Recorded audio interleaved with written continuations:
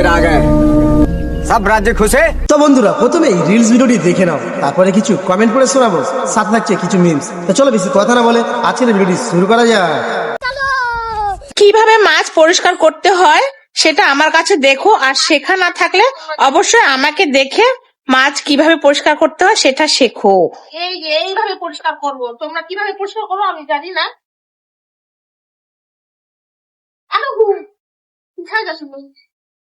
चलिए शुरू करते हैं। মাছ পরিষ্কার করা তো দেখলাম, তার সাথে সাথে মাছের ডিমগুলোও ভালো করে দেখলাম। মাছগুলো লাফিয়ে যেন নদীতে না চলে যায়, সাবধান, নদী কিন্তু খুব কাছাকাছি। সঠিক বলেছেন, আপনার বুদ্ধি ভালো।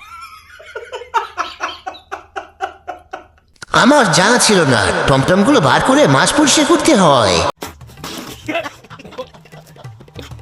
ভাগ্য ভালো মাছগুলো মরা, তা না হলে ভিতরে ঢুকে যেত। हे भगवान तेरी लीला अपरंपार है। মাছগুলি সাবধানে রাখো, আর না হয়তো মাছগুলি গর্তে ঢুকে যাবে।